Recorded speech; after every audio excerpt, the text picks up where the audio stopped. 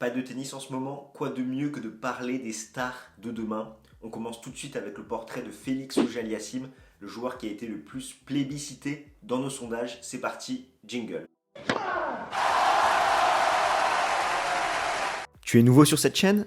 Pour ne rien manquer de l'actualité tennis, abonne-toi et active les notifications en cliquant sur la petite cloche. Le contenu te plaît? Fais-le nous savoir en mettant un pouce bleu. De plus, si tu souhaites prolonger l'échange, tu peux nous suivre sur tous nos réseaux sociaux et rejoindre notre Discord. Félix Auger-Aliassime est né le 8 août 2000 à Montréal, soit jour pour jour 19 ans après la naissance d'un certain Roger Federer. Le joueur d'1m93 est coaché par Guillaume Marx et Frédéric Fontan. Ces deux entraîneurs connaissent très bien le tennis canadien, étant donné que le premier a déjà coaché Milos Raonic et le second Vasek Pospisil. Le papa de Félix, Sam, est togolais et sa maman québécoise. Le Canadien a commencé à taper dans la petite balle jaune dès l'âge de 4 ans. C'est son papa qui l'a initié à ce magnifique sport qu'est le tennis. C'est d'ailleurs là qu'il a connu sa toute première défaite. Il a ensuite fondu en larmes, non pas parce qu'il avait perdu, mais parce qu'il ne voulait pas quitter le terrain. La famille est une valeur essentielle chez Félix Auger-Aliassime. Sa sœur joue d'ailleurs au tennis. Le Canadien joue du piano, de la guitare et c'est également un très bon ami de Denis Shapovalov. Auger-Aliassime réside à Monte-Carlo, donc autant dire que c'est la classe. Il est né le même jour que Roger Federer et a le même lieu de résidence que Novak Djokovic. Enfin, c'est surtout sa précocité que l'on peut retenir. En 2015, il devient le plus jeune joueur à avoir été classé dans les 800 premiers joueurs mondiaux et le premier joueur des années 2000 à avoir un classement mondial. En février 2019, c'est le premier joueur de l'année 2000 à intégrer le top 100. Son meilleur classement à l'heure actuelle, c'est 17e en octobre 2019. Maintenant, nous allons décortiquer chaque aspect de son jeu, à commencer par son coup droit qui est l'une de ses armes. Il a une balle qui tourne énormément avec beaucoup de lift.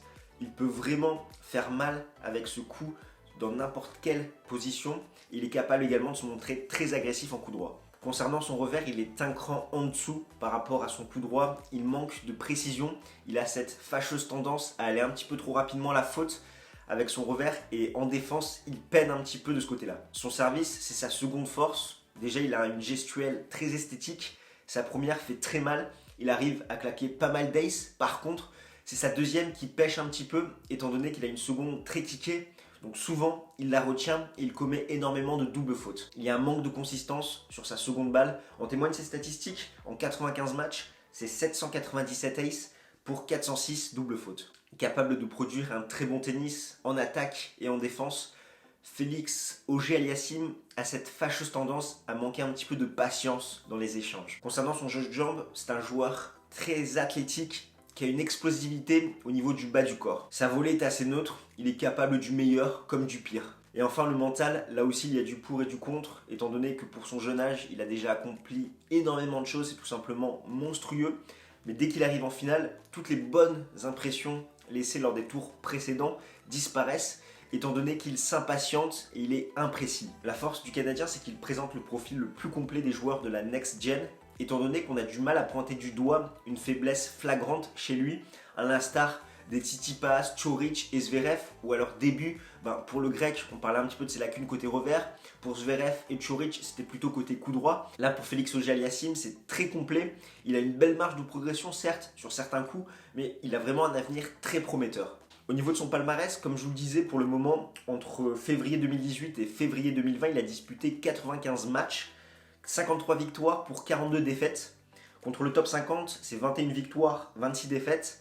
Contre des top 20, c'est 10 victoires, 12 défaites. Et contre des top 10, c'est 2 victoires à chaque fois contre Tsitsipas et 10 défaites. Il a disputé 5 finales en simple à Rio, Lyon, Stuttgart, Rotterdam et Marseille, et ainsi qu'une finale en compétition par équipe avec la Coupe Davis, nouveau format, en 2019. À chaque fois, il s'est incliné en 2-7. Hormis à Stuttgart contre Berrettini et à Lyon contre Paire, il s'incline systématiquement contre des joueurs mieux classés que lui.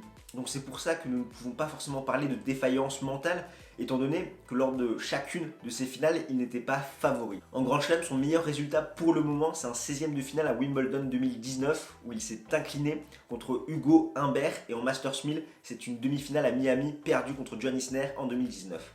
Donc voilà ce qu'on pouvait dire pour le portrait de Félix Auger-Aliassime, un joueur qui, comme je vous le disais, a énormément d'avenir devant lui, étant donné qu'il est très complet, il présente très peu de faiblesses, donc à coup sûr, il sera numéro 1 mondial dans les années à venir. N'hésite pas dans les commentaires en tout cas à nous donner ton avis sur ce joueur. Si tu as des questions, je me ferai un plaisir à y répondre. Et nous on se retrouve très vite d'ici là. Porte-toi bien. Ciao ciao tout le monde.